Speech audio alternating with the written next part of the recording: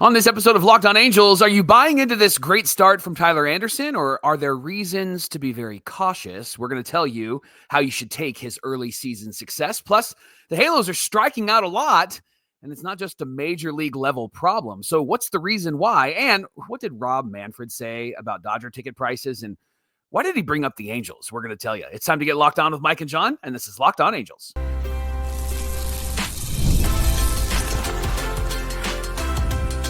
You are Locked On Angels, your daily Los Angeles Angels podcast. Part of the Locked On Podcast Network, your team every day. Thanks for making Locked On Angels your first listen of the day. You can find us anywhere you get your podcasts, including Apple Podcasts, Spotify, and SiriusXM by searching Locked On Angels. And if you'd like to give back to the Super Halo Bros for all the Super Halo content, here's some things that you can do. Leave us a rate and a review on Apple Podcasts. If you're watching on YouTube, hit that thumbs up button.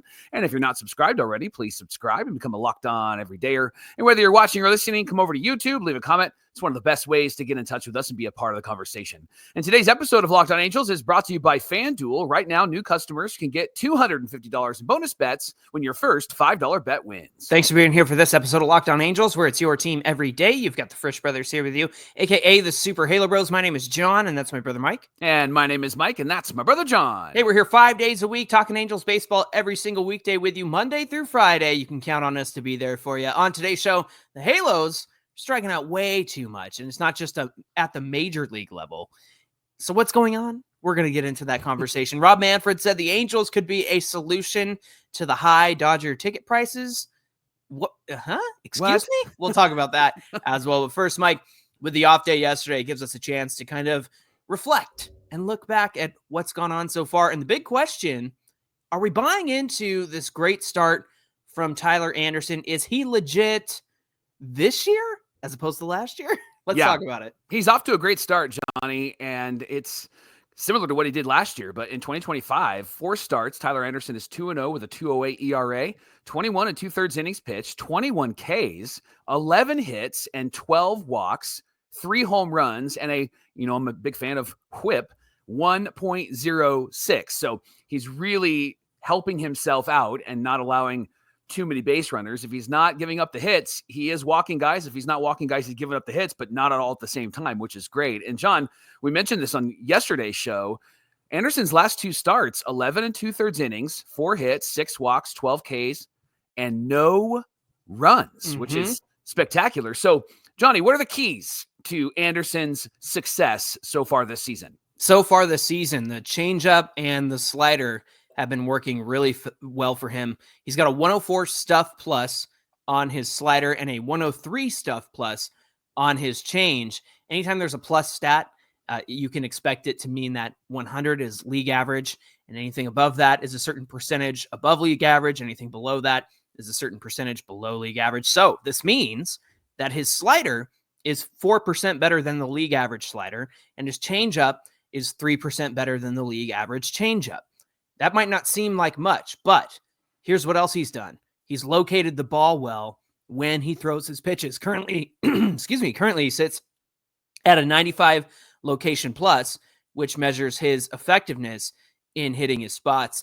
So that puts him as the 9th best pitcher in baseball at hitting his spots so far this season. Yeah, so we can talk about Tyler Anderson and how great of a start he's having, but let's circle back to 2024 because we saw very similar Tyler Anderson at the beginning of last season. In April of 2024, Anderson went 2-3 with a 2.23 ERA and 6 starts. Those 3 losses were kind of tough luck losses because he pitched really well to start the season. John, he had 36 and a third innings pitched, 27 Ks, 24 hits, 15 walks, in a 107 whip. He has a 106 whip right now, 107 whip last season. So very similar to 2025 is Tyler Anderson in 2024. And he had a great May, similar numbers that he put up in April. And then he began to struggle. And you and I talked often about Tyler Anderson last year and how, was it fool's gold or not? And he started to show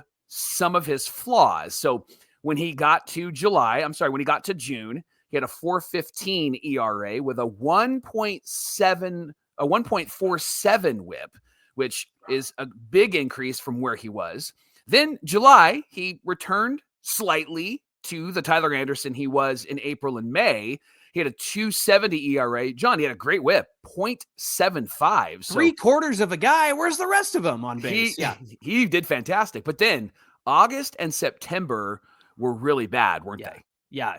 In August, he had a 5.97 ERA, a 1.71 whip.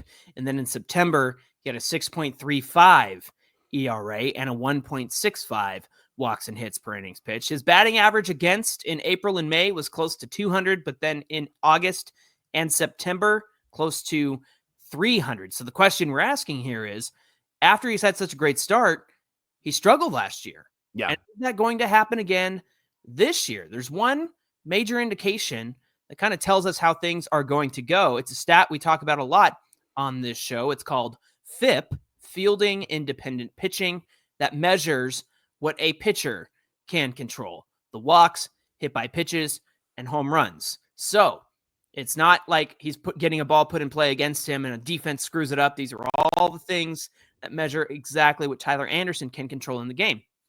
And for reference, a good FIP for pitchers is generally considered to be, the 2s or the low 3s. I mean, a 3 is terrific. And then a 4 is kind of closer to average. Anything above or approaching 5 is not going to be very good. Last year, despite his early success, he had a really high FIP. He ended the year with a 4.66 FIP.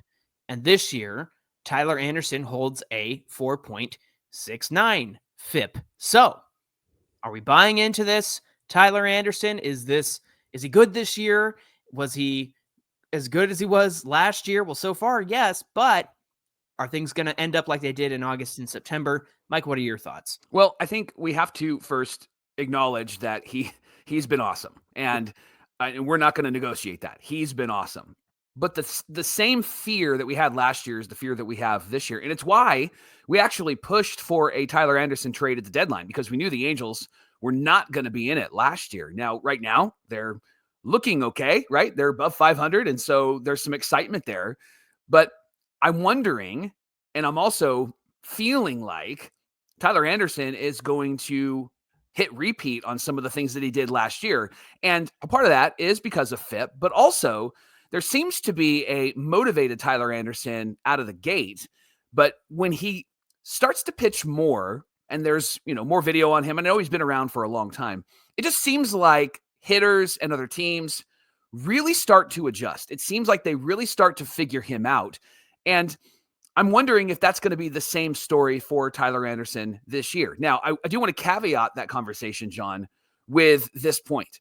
Tyler Anderson struggled last year in August and September, and this team was awful. And he was the only starting pitcher that was actually going out there and performing somewhat well, because everybody else, it was just a bunch of makeshift guys, minor league guys, because they had a lot of injuries. So I'm wondering, as a caveat to this conversation, if a competitive team will help Tyler Anderson and help him to remain competitive and not be somebody that falls off. But as the numbers stand now, I am not buying into Tyler Anderson being this incredible guy all season long. It looks like he's on the trend or the trajectory of doing what he did last season in 2024. Yeah, here's what you have to consider when it comes to his fielding independent pitching. It's how many guys he's putting on base via the walk. And we know that that's something that he struggles with. Now, if I could go back and look at some of the things that he's done in the past, when you look at his FIP from last year, let's take that because it's a full year, right, Mike? 4.66. So far this year, it's 4.69. His first year with the Angels, 4.92. So that was really bad. But let's go back to that Dodger season where he was really great. It was a 3.31 FIP. And let me tell you the key here. His walks per 9 with the Dodgers in 2022, 1.71. And if you go to 2024, again, a full year, his walks per 9 were 3.66. Wow. So nearly 3 times more walks per 9 for Tyler Anderson. This year, Mike, already, now it's a small sample size, I'll give you that, 4.98 walks per 9. But again, that's 12 walks extrapolated over 21 and 2/3 innings, right? So that's not quite a fair read. However, I will say, only surrendering 2 walks per 9, essentially like he did with the Dodgers, that's going to be a big factor in your FIP, and that's why it was so good back in 2022. But the one thing that I will say too is that it's all about the location. And for him to have a good location plus this year so far, that's going to lead to less walks because he's spotting his pitches. And Mike, I'm going to give you a little reprieve here. And just like, yes, I think at the end of the day, I agree that the FIP might catch up with him. But let me just toss this at you to consider. His fastball stuff right now is a 99 stuff plus. And you want to know what the fastball was with the Dodgers over a full season? A 97 stuff plus. Okay. I look at the spin rate on it this year compared to last year. There's a little bit more spin on it. People are whiffing on it about 4% more than they were last year. Again, smaller sample size. But I think that plays a key factor. And it's really weird how his low mileage fastball has been a good weapon for him. Yeah. But it also makes sense, right? Because then he can play the changeup off of that. He could throw the cutter off of that, a slider off of that, the cutter and the changeup and the slider off of that. So that's really interesting to me. So the stuff on his fastball has been the best it's been since his 2022 season with the Dodgers. Last year it was 90. Last year it was, and the year before that it was 91 stuff plus. So it was a 10% below average fastball. This year it's right around league average. And it kind of makes you go, well, if Tyler Anderson can throw a league average fastball with some good spin on it and locate that thing well, that's going to lead to more success for him. So I bring all of that up for the sake of saying, yes, maybe Tyler Anderson might tail off the way that he did last year. But so far, there's some indicators here that tell us he's not doing everything exactly the same that he was last year. And yes, the walks are still going to come back to bite him. That's going to be a huge part of his FIP. And then if he gives up a home run after he walks guys, that's going to be a huge part of his FIP. That's going to make it skyrocket. But if he can minimize the walks and he's locating his pitches better and that fastball's a little bit nastier, it's not as hittable, it's not as straight on, it's got a little more movement to it. Those are some things that technically are different than last year and perhaps he improved upon, right? Yeah. And I'm wondering now, as you bring that up, I'm wondering if weather had anything to do with some of his slumping numbers as the summer got hotter, right? Because he had a great start, and this year had another great start. He pitched in some cold weather stadiums as we were getting ready for our homestand. So that'll be interesting as well, although he did have a great start against the Giants at home, but it's not super hot in SoCal right now. So I'm wondering if that will have a factor. They should have a weather plus number that can tell us, right? That would affect the pitcher's be able to, like, how he throws it and how he grips it and where he locates it, right? Right. Yeah. There's definitely, you can see movement differences when it comes to different stadiums. Yeah. And so, yeah, that's something that would be worth looking into as well, because you can see how different pitches play at different ballparks, especially considering the weather considerations. Yeah. As well. So yeah, super fun to get into that stuff. Hey, thanks for making Locked On Angels your first listen of the day. When we continue our conversation, what's going on with all the strikeouts? Why are the Angels striking out so much? And is this a systemic issue up and down the organization? We're going to get into that conversation coming right up. The NBA playoffs are here, and FanDuel is giving new customers an incredible way to get in on all of the action. Right now, when you join FanDuel and place your first $5 bet, you're going to get $250 in bonus bets if your first bet wins. FanDuel, making it so easy, whether it's picking your favorite team to win or diving into the player props. From three-pointers to steals to assists, FanDuel has so many ways to bet on your favorite player props. Plus, after the game tips off, you can even combine live prop bets into a same-game parlay for a chance to win big. Don't miss out. Head to FanDuel.com and claim your $250 in bonus bets today. Do you think they'll have a bet on if Nico from the Mavericks gets fired after his conversation Starbucks yesterday? might be calling that, right? Well, if it's going to be there, it's going to be on FanDuel, so look out for that.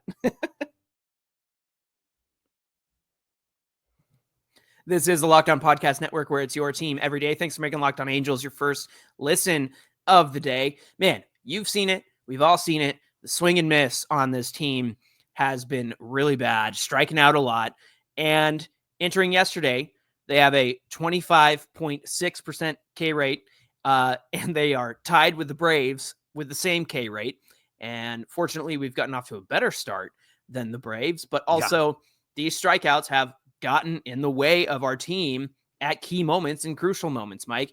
The only team worse is the Rockies, and they're sitting at 30.4%. I thought they'd be a little rockier than this. I was waiting. You have to do it. But this isn't just a major league issue. Yeah. It's something that's going on in the minor leagues. The top prospects in the Angels, 6 of them have a K percentage higher than 30. Christian Moore is sitting at 34%. Cole Fontenelle, 50%. Matthew Lugo is at 36.6%. Denzer Guzman at 33.3%. And Randy DeJesus also at 33.3% K rate. So the question here is, what's going on with all the swinging and missing? Is there any explanation to why this is happening so much across the board and across the organization, Mike? I'm not too concerned about the minor league strikeout rate because these are guys that are growing and developing. Cole Fontenelle missed all of last year. So the dude is trying to get back to being a ball player, trying to get back to being comfortable at the plate. Christian Moore was fantastic in the minors in a small sample size last year, but things have a tendency to swing in one direction and then swing in another direction. So the dude is just getting at bats underneath his belt. And so him swinging and missing a lot is just a part of the growth. Matthew Lugo, same thing. Denzer Guzman, Randy DeJesus. I don't hold those numbers too high. The only reason why they caught my attention is because of the major league level and the strikeouts that happen at the major league level. And John, this hasn't been just something that we've noticed this year or last year. This is something that over the course of the last 10 years, it feels like it's one of the reasons why the Angels haven't made the playoffs. It's one of the reasons why the Angels haven't been good, because they just haven't played boring fundamental baseball. They haven't played boring fundamental offense. They haven't moved runners over. They haven't had important contact. I watched a video of Troy Gloss talking about the World Series game where he hits the double and knocks in 2 runs, Sean Figgins and Garrett Anderson. And they're interviewing him, and he's facing Rob Nin. And he said, I've never faced Rob Nin in that moment. I've never faced Rob Nin. And so I don't know what he throws. So I'm just looking for something that I can hit on the ground. That's what he said. Wow. I'm looking for something I can hit on the ground. Because Troy Gloss, 40 homer third baseman, is like, I just want to move these runners over. Right. And what was the result of him focusing on hitting the ball on the ground? He hits a mammoth double into left field. Barry Bonds tried to deke the runners, sticking his glove up. You knew that it was over his head. And so that mentality is why that team was so good. But here we are 23 years later, and for some reason, trying to hit the ball on the ground has just not been something that the Angels have been able to do. We've seen glimpses of it, right? This season, we've seen bits and pieces of it, but we haven't seen them put it all together. And when it comes to strikeouts at the major league level, that's deeply concerning because it does impact what they're trying to do in the game. And if they're not moving runners over, it's a wasted out, in my opinion. Yeah, they got to be productive in these situations. I did a little digging on StatCast, and I was looking at the number of strikeouts they have that are called strike 3. And if I'm reading this right, because this is like a huge data machine here, but if I'm reading this right, here's what I think is happening here, Mike. You know what? I think I can strike out. That's what we wanted. That's what I'm looking for. If I'm reading this right, I think that the Angels have had, let's look, drum roll, please. 51 of their strikeouts this year have been on called strike 3. 51 of the, what was it, 160? 196. 196. They struck out 196 times entering yesterday. So one quarter of their strikeouts have been on called strike 3. And listen, I haven't counted, and our everydayers haven't counted, but our eye test goes, yeah, that sounds about right. That's about right, yeah. Right? And so, yeah, I'm hoping that I have this information right here, but at the same time, It feels right. It Yeah. feels accurate, right? And normally I would do this less on the fly, but I was just thinking as you were talking, like, that's something I want to look into. Yeah. And yeah, I think I found it. So 51 strikeouts have come via called strike three. Wow. And it's a take pitch and it leads to a strikeout. So 1/4 of their pitches have been called strike three. Here's what I've seen a lot. Yeah. It's what the heck is Johnny Washington teaching these guys? Mhm. What's the hitting philosophy? Da da da da da. But I I would challenge you to think about the fact that let's go back to Marcus Timms. Mhm. Let's go back to Jeremy Reed. Let's go back to Mickey Hatcher, right? Like let's go all the way back. And when has this not been a problem for the Halos? Like, when's the last time this strikeout thing has not been a problem for the Halos? And so, whatever it is, I don't think it's there in the hitting coach. It just seems to be an organizational philosophy, and now we're seeing it in the minor leagues to some extent. Now, with Christian Moore, I think everybody's throwing him off speed, and that's Yeah. something that he's really struggled with in his career, even back in college and now in the minor leagues. But Mike, I can't sit here and pinpoint and blame specific hitting coaches because it's always been an issue. Yeah. It's always been a problem. Here's what we do know. We do know that Marcus Timms preached attack the zone, strike early, strike often, and attack the zone. That's why they, led the league for most of 2023 with home runs, and they were, smacking them out of the park all the time. But we know that that's not always productive. What we do know about Johnny Washington is that when he became the hitting coach, Sam Blum asked him, like, hey, are you going to have a specific philosophy? He said, no, like, I'm going to tailor it to the guys and I'm going to work with them individually. And we're going to find out what works best for each of these guys. And so far, I think we've seen that in the way that Zach Neto has changed things at the plate over the last year. Joe Adell changed things at the plate. I would even say he's probably encouraging Taylor Ward to swing at fastballs in the zone because that's his bread and butter, pitch to hit. The one thing I will say is these guys are not being competitive up there when it comes to fouling off pitches because they are getting way too many called strike threes, watching it go right by them.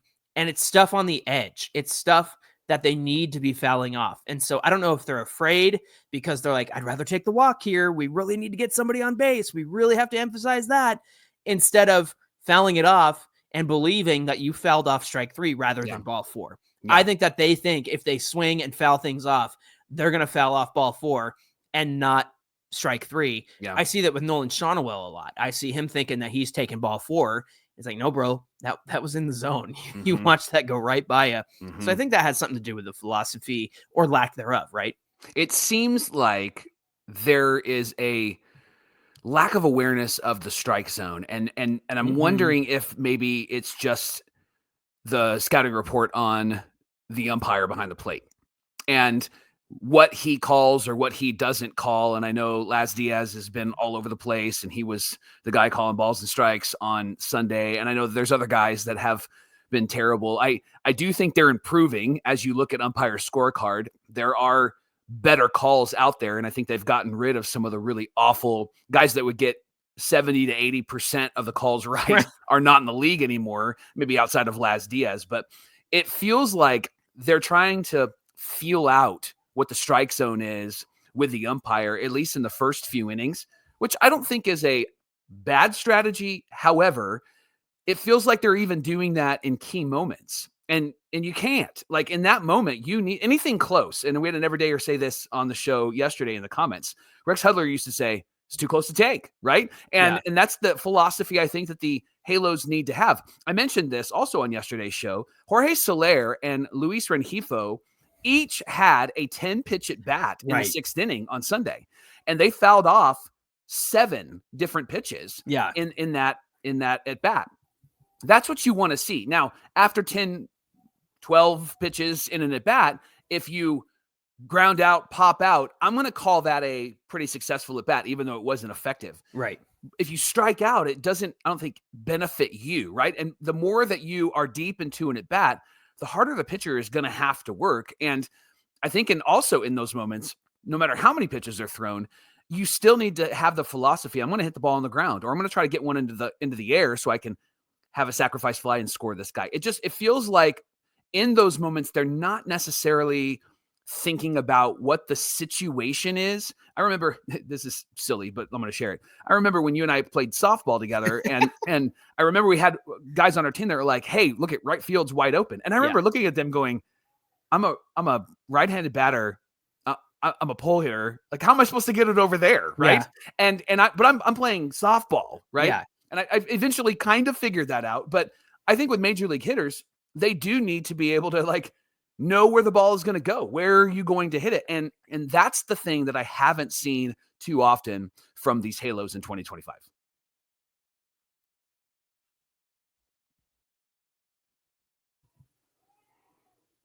Oh, Michael, our old buddy, Rob Manfred, is at it again. And kind of a hilarious tweet from Sam Blum responding to what Rob Manfred had to say. Sam Blum tweeted that the Dodger fans are getting priced out of tickets for Dodger games. He also tweeted that Rob Manfred proposed a solution to expensive tickets for Dodger games. And here's the suggestion that Manfred gave as an alternative to Dodgers fans if they found ticket prices too high.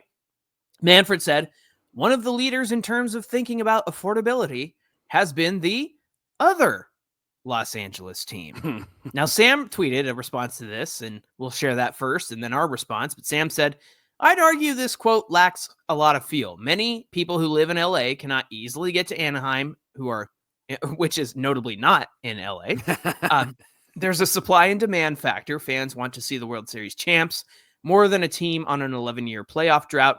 And fans don't just switch allegiances. That's the most important part of this conversation. So that was Sam's reaction to what Manfred had to say. What's your reaction, What Mike? a tone-deaf comment. If he's intending to say, well, if they can't get into Dodger Stadium, they can go see the Angels. That's the stupidest thing I've ever heard in my life, because that's just not how baseball fandom works. And you're the commissioner of Major League Baseball. This is not how sports fandom works. We've often talked on this show. Why you still root for the Angels? Because I can't turn it off, right? And if I went and watched when the Dodgers won the World Series, I have a bunch of friends that are huge Dodger fans. I was happy for them, but I was not happy. And I was hoping that they would not win the World Series, because I'm not a Dodger fan. I feel like they're a rival, even though we may not be rivals, right? Because we suck. But honestly, like, it just feels like a very tone-deaf comment. If the comment is not necessarily about like switching allegiances, but like, hey, if you want to see your Dodgers play, then go to Angel Stadium. That still feels very stupid. It feels very stupid. And here's why. Because you're in LA, probably for the most part, as a fan of the Dodgers, and you're having to drive to Anaheim to go to a game. Now, when the Dodgers play the Angels, it sometimes can feel like a home game for them, because Dodger fans show up, as they should. Dodgers are good. But the reality of this situation is this.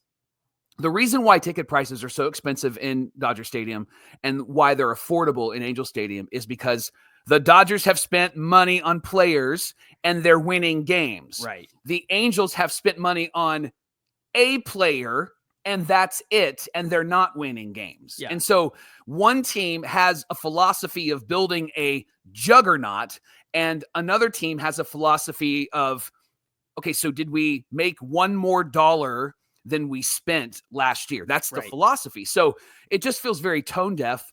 What this says, and this isn't even a part of the conversation, John, but what this says to me is that Rob Manfred does not see Artie Moreno like millions and millions of Angel fans see Artie Moreno. And that is not as a great owner for this organization in a great prime real estate area in Southern California, in Orange County. Well, and let me put it this way. When I read that comment, one of the leaders in terms of thinking about affordability has been the other Los Angeles team. Again, not Los Angeles. I know that's in their name, but they are most definitely in Anaheim. I just drove there, right, Mike? The way I heard that comment was not necessarily like, hey, go be an Angel fan. Go to their games and go watch baseball there. The way I looked at it was, maybe the Dodgers could learn a thing or two about what the Angels offer in terms of ticket pricing, because, there's all kinds of deals.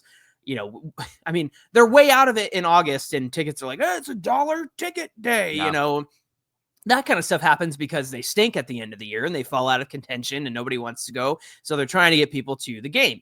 But I will say, I think what maybe I'm giving Manfred too much credit here, but I think what he's trying to say here is maybe a team like the Dodgers could look at a team like the Angels or any other team that's, offering family packs or, specialty nights or discounts or what have you, and still have a successful team, even though you aren't charging sky high prices for tickets. Maybe the Angels are a good example of that. Okay. The other part of that is loyalty. I mean, the Angels have one of the most loyal fan bases in existence because we're all still here after a 10-year playoff drought. We're all still here for the most part. And I know Dodger fans are loyal, absolutely, but Dodger fans are also bandwagoners sometimes. But I say that because Angel fans show up and show out. And I understand that there is an affordability factor to that. They're very good with families. They're very good at, making it easy for you to bring the whole family to a game. And so perhaps that's maybe something that Rob Manfred was pointing to in his comments about the Dodgers. I just don't appreciate that he was like, look at the other Los Angeles. Right. Just say their name. Just say Angels. What are you talking about? What are we talking about? Are we talking about the Clippers, the Lakers, the Rams, the Chargers? No, you're talking about the Angels. Shut up, Rob Manfred. This is an interesting conversation because the truth is that the Dodgers don't have to make it affordable because people are showing up anyway. Now, I know that they are pricing out probably the you and the me and the everydayer that is trying to get into the game. And so I would appreciate ownership that would look for that. The reality is, John, is that the Dodgers ownership have been on the precipice, the cutting edge of how to run an organization. So that they're thinking about that stuff. That they're trying not to price out the mom and the dad and the 4 kids. That they're working on those things. But this is also the reality of what happens when you spend a lot of money and build a really great team. Right. Sometimes you can't have it both ways. I think the Dodgers are going to try to do it both ways, but it just feels like the Angels aren't the example, Rob. They're not the example. I think that he has rose-colored glasses when he sees this organization. Well, him and Artie are so buddy. It just drives us absolutely insane. And you said it. He does not view Artie Moreno the way that the fan base views Artie Moreno and his shenanigans, be it, on-field play or behind the scenes. I don't know why he gets a pass on everything that he does, but apparently it all begins and ends with Rob Manfred. Thanks for making Locked On Angels your first listen of the day. Now, for your second listen, check out Locked On MLB Game Night. Every game, every night, all season long. You can get local analysis on a national scale. You can find Game Night on YouTube or wherever you get your podcasts. Hey, be sure you give us a follow on Twitter at Locked On Angels and at Super Halo Bros on Twitter and Instagram. Whether you're watching or listening, come on over to today's show. Get in the comments section. We'd love to hear from you. We always do our best to respond to each and every one. Mike, what do we have on deck for Wednesday's show? Baseball America released their most recent mock draft. Who do they expect the Angels to take? It's not Jace Lavalette. We're going to share who they suggest tomorrow on Locked On Angels. I'm shocked, Mike. It changed from October? It changed? There's no way. No way. All right, friends. We hope you'll come back and join us. And, of course, we'll be recapping that game against the Pirates tonight as well. Until then, my name is John, and that's my brother Mike. And my name is Mike, and that's my brother John. Thanks for being here with us, everybody, and we'll see you back here on Wednesday. The Angels have done a really great job of signing good players to have them stay on the field. You should look at them, and they would probably be able to set the pace